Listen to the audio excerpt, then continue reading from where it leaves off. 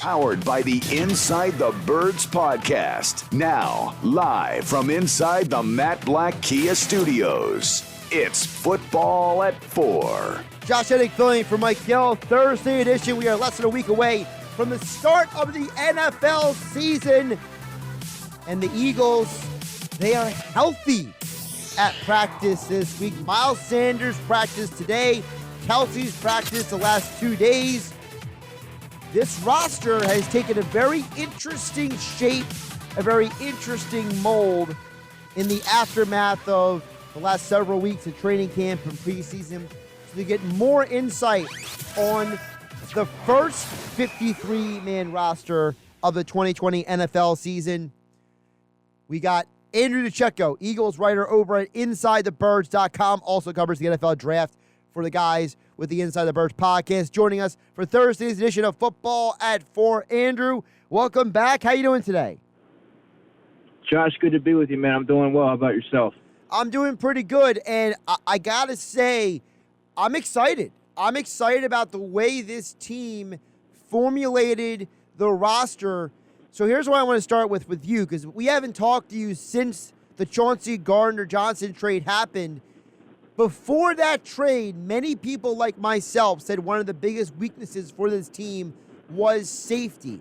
Now, after the trade was done, how does Andrew DiCecco feel about the safety position? Well, I'll tell you what, the starting unit you have to feel really good about, if you're the Eagles, because you have the best of both worlds in Marcus Epps and Chauncey Gardner-Johnson. Obviously, Marcus Epps is a player who really was head and shoulders above his competition all throughout the summer, but he's never done it before for a prolonged period of time, so there's a lot of question marks about what he was going to be able to do being the top guy. I didn't feel as though he should go into the season as the top guy on the depth chart, but rather be a quality number two, and now he has a running mate next to him that has played a lot of football, particularly in the slot, but he played safety at Florida, and he has a decorated resume, and he's a feisty player and can do a lot of different things. So I think that he's able to play off that a little bit. So I think you have a really good starting tandem. However, when you look at the reserves, there's a lot of question marks there, right? I mean, I thought Andre Sachire had a chance to make the roster from being a corner and a safety and being that special teams demon that he is. And I liked his veteran leadership, but then you have a guy like Kayvon Wallace who made the roster. He's right now, for all intents and purposes, would be the 3, and that's a problem. He got exposed quite a bit in the preseason, never really showed that growth that you expected to see at this point in his career. And Anthony Harris is still there on the practice squad, so that's going to be an option, and interesting to see if he gets the call up at some point. And they do have Reed Blankenship on the roster, who was a little bit of a surprise to me because he did have a good preseason, but I thought that he may have been a player that they could have gotten through waivers, just given the fact that he's not necessarily ready to step right in right away and make contributions. But nevertheless, they liked him enough to keep him around. So they're very limited as far as reserves go. All right, a couple things you said there I want to hit on. You mentioned about the concern with Kayvon Wallace being the third safety. When he was in college, he was a big part of Clemson's defense. That was one of the better defenses all of college football. What in your eyes, seeing what he was in college to what he is now, has held him back? Is he just not adjusted to the NFL? Has he just not evolved as a football player? Like, what is the issue with him? Well, I think the game moves a little fast for him. I don't know that he's quick processing. He's also shown himself to be a one-dimensional player. He's better playing up around the line of scrimmage than playing, on the back end in coverage and in space. I think he's gotten exploited quite a bit in that regard, and he's a very limited player. So when he has gotten his opportunities, when he hasn't been injured, he's sort of been exploited, and that's why you see a guy like Marcus Epps sort of leapfrog him in the past, because he has a much more well-rounded skill set, and he's being able to sort of carry out what these coaches are asking him to do, and they have a lot more confidence in him. Wallace makes a lot of errors. He over-pursues plays, and I think just the speed of the game is just it's just too much for him right now to handle, and he really fell behind the pecking order. Also can't help but think that the fact that he's a former fourth-round pick, that probably played a big part in keeping him around, because if you really look at it on a production standpoint, I thought that a guy like Andre Sachire provides more value to the roster. Now, Sasha was not kept on the roster. Reed Blankenship was, as you mentioned. So are we assuming that Blankenship takes that special teams role that Sasha played?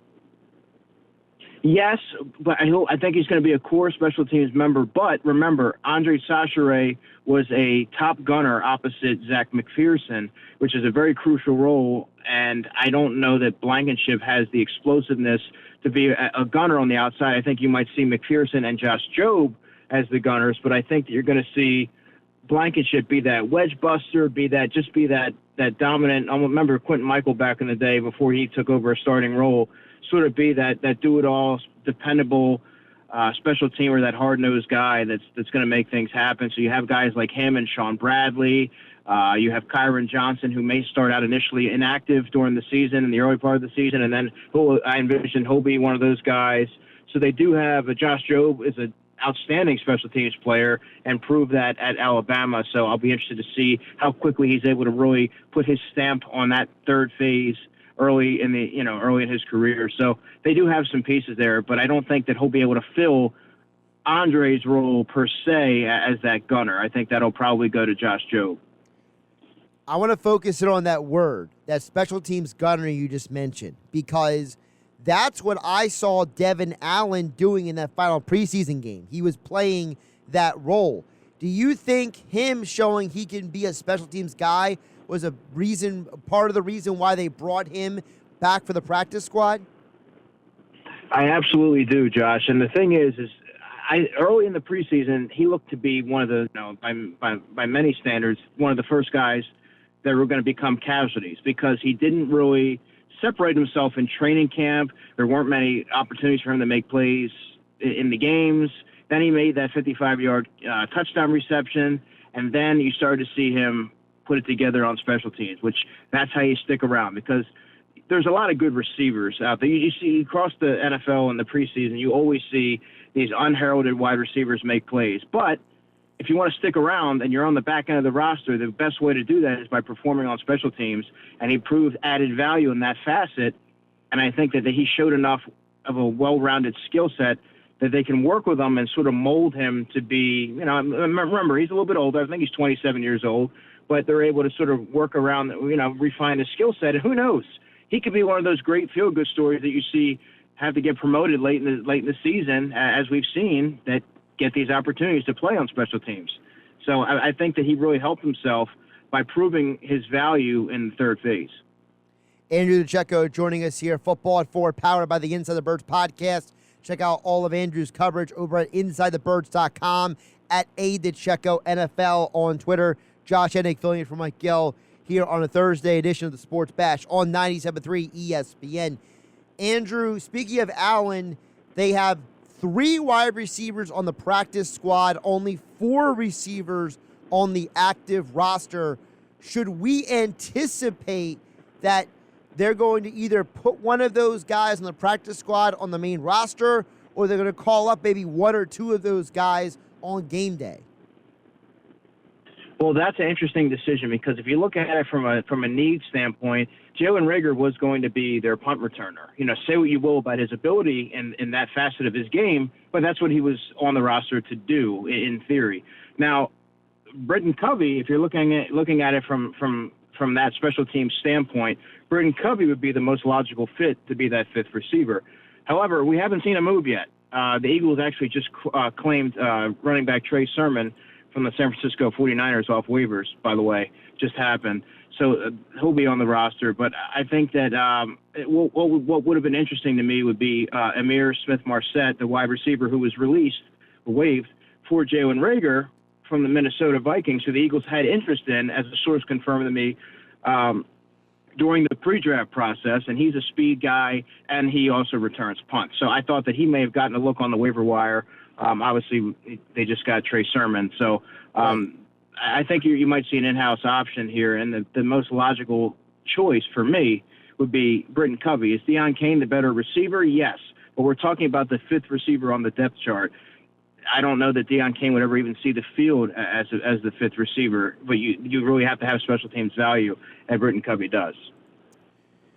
You just mentioned the Trey Sermon news dropping about 3 minutes ago. Let me ask you this. They have LaMichael P. Ryan on the practice squad. They claim Trey Sermon off waivers here. So do you think that, is Sermon and P. Ryan the kind of backs that the Eagles need, or is there a potential for some duplicity here? I think that when you look at what they have a lot of guys that have a skill set that's pretty redundant. What they really lack, Josh, is that Jordan Howard, that hammer between the tackles, that physical guy that you can use to grind out the clock at the end of the games, right, and really get that tough yardage and the goal line carries. So when you look at, and the Eagles know that too, obviously, if they address it by bringing in P. Ryan on the practice squad, who's a bigger running back, and now claiming Trey Sermon, who's a bigger running back. It just hasn't worked out for him in San Francisco, but he's a young enough guy and has the build that they're looking for. So you sort of roll the dice on the upside there. And they if you look at the two guys they brought in, they didn't retain Jason Huntley. That ship has sort of sailed, and they brought in two big-body running backs. So I think the Eagles would agree with me in the sense that they really do need that power element to their running game in order to really take the offense to the next level.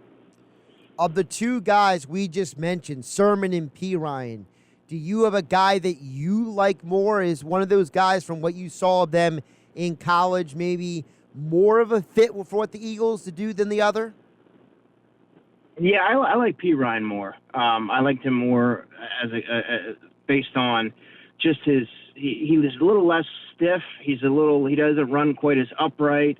I think he catches the ball better. I think he hits the hole a little bit harder, but he also has some juice to bounce it outside. Very fluid runner, good vision. Just, for some reason or another, things just don't work out at every place, at every stop. But that's not to say that your career doesn't just stop there. You get other opportunities, and you develop and you grow as a player. And that could be the case, in his situation, in his future. I did like what I saw from him in Florida, and so I'm interested to see if he's able to end up making that leap to the active roster. We don't right now. Trey Sermon's here, but we don't know how long he's going to be here. I mean, he was the 49ers were quickly to part with him, and they invested pretty significant draft capital in him. So he didn't show enough upside, or he wasn't picking things up quick enough for them to be patient, hang in there, and nurture his skill set. So it's a little intriguing to see what happens there at that final running back spot. With Sermon, how much do you think of his evaluation was people looking at those two big rushing games, the one against Northwestern, the one against Clemson, and them potentially thinking that's who he was and maybe not seeing the rest of his resume? I think that has a lot to do with why he got drafted where he got drafted. I think that you see teams that some teams will become enamored with big games against big, formidable opponents in college.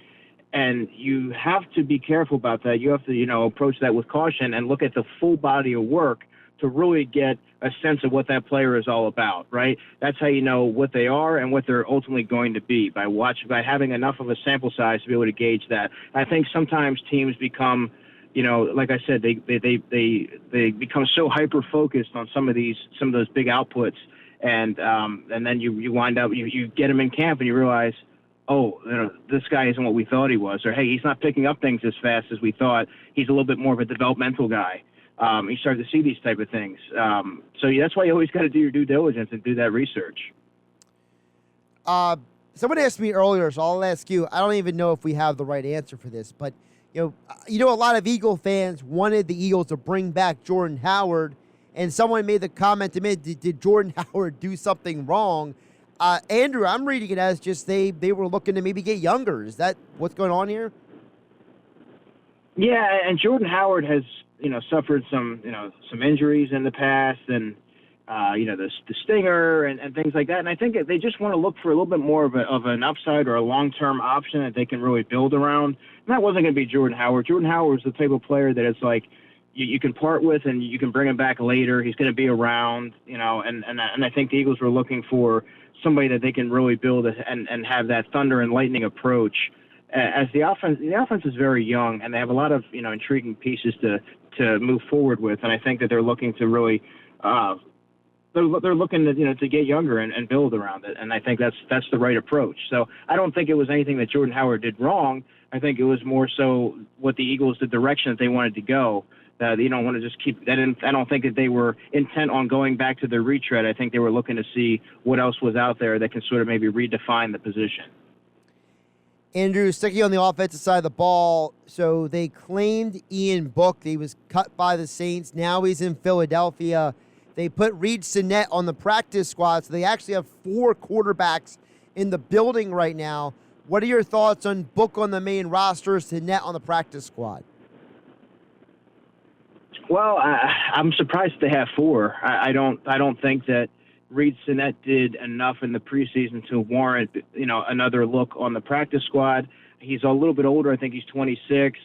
You would like for that to be like a guy like a Kellen Mond or a young quarterback that has some intriguing characteristics that you can work with and nurture. I don't know how high of a ceiling Reed Sinnett really has. He's such a long ways away from being a reliable guy that to suit up on Sundays. God forbid if he had to step in if he's just so far away from that I don't know that I would deem him practice squad worthy, at least for the Eagles. I was a little bit surprised to see Ian Book. Obviously, the report came out, I believe it was last night, that Kellen Mond was the player that they were really going after, and they ended up getting Ian Book instead.